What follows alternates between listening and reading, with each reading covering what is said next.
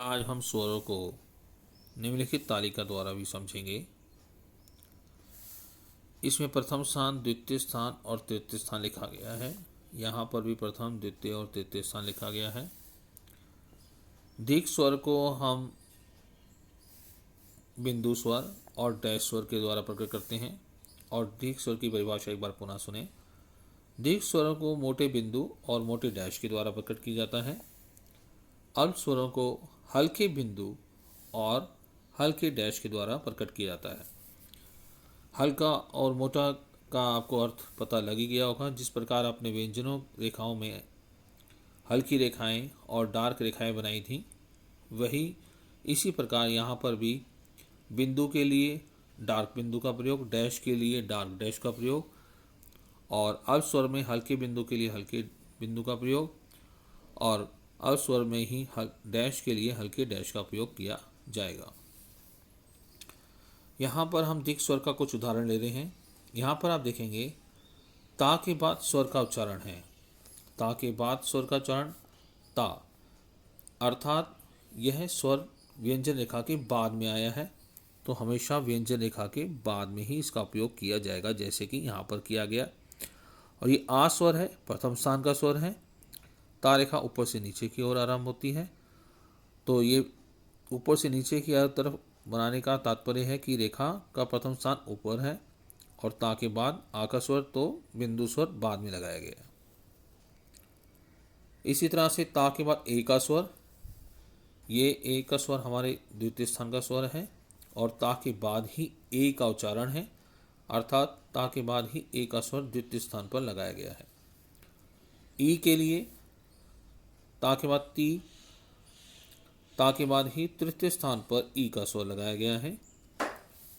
इसी तरह से आप अल्प स्वर का उदाहरण देखें। ता के बाद ए का स्वर, ए प्रथम स्थान का स्वर है। यहाँ हल्के बिंदु का प्रयोग किया है। हल्के बिंदु का अर्थ है कि केवल इस प्रकार का हल्का सा डैश लगा देना। यहाँ द्वितीय स्थान का अल्प स्वर में कोई स्वर नहीं है, तो इसलिए भी यहाँ पर क्रॉस किया गया है। तृतीय स्थान में ई का स्वर है, इसके लिए भी ता के बाद ई, मात्रा ना देखें, केवल स्वर का उच्चारण देखें। यहाँ पर छोटी ई के लिए बिंदु हल्का लगाया गया है। यहाँ इसी प्रकार से दीर्घ स्वर में देखेंगे। ओ के लिए ता रेखा के बाद ओ का उच्चारण है, तो ता के बाद फर्स्ट प्लेस पर ओ के लिए लगाया गया है। तो के लिए ता के बाद द्वितीय स्थान का स्वर है, तो द्वितीय स्थान के स्वर हैं तो इसको सेकंड प्लेस पर बनाया गया है। और तृतीय स्थान के स्वर के लिए तू के बाद ता रेखा प्रथम स्थान, द्वितीय स्थान मध्य भाग और तृतीय स्थान अंतिम भाग, यहाँ तृतीय स्थान होता है। इसलिए तू के लिए ता के बाद साउंड आई है ओ की, तो यहाँ पर इसको लगाया गया है। इस आ के स्वर को देखेंगे, ये सेकंड प्लेस का स्वर है। अथ, आ स्वर पहले है और ता रेखा बाद में, तो यहाँ पर हमने पहले ता रेखा बनाई। ता से पहले ए साइड में आ का स्वर लगाया है। ऊ के बाद तू, ता रेखा के बाद ऊ का उच्चारण है, तो यहाँ पर ता रेखा बनाने के बाद ऊ का स्वर के लिए डैश, हल्के डैश का प्रयोग किया गया है।